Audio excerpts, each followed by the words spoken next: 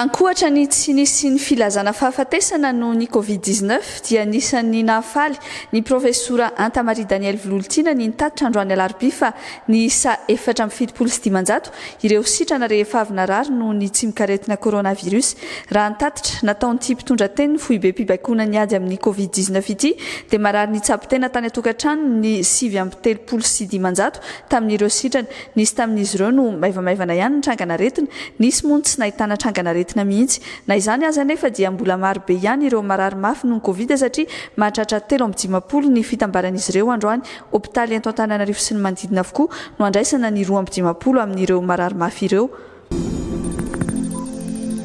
Loholona sy mpiasan'ny antenimieran-doholona 570 no nakana singa hotiliana androany alarobia raha toa ka misy na tsy misy coronavirus. Zava-dehibe hoy ny filohan'ny antenimieran-doholona Rivo Rakotovao ny ahafantarany tsirairay ny toe-pahasalamany ahafahany miaro ny tenany sy miaro ireo manodidina azy. Efa nisy ny fitiliana lehibe natao tamin'ireo solombavam-bahoaka talohan'ny famaranana ny fivoriana ara-potoana voalohany teny Ivato.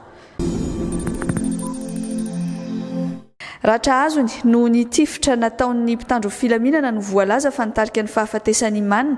Lehilahy iray voalaza fa mpiara-dia tamin'ny Lama malaza ho Pakakeriny ary efa nodimandry ankehitriny.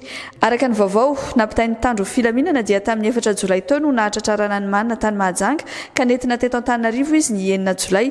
Nandritra ny fanadihadiana natao azy no nanondroany toerana iray fametrahan'ny fitaovam-piadiana ka tany amin'ny toerana io no voalaza fa tsy maintsy nampiasan'ny mpitandro filaminana fitaovam-piadiana raha saika ampiasa fitaovam-piadiana amelezana azy ireo ihany koa i manina.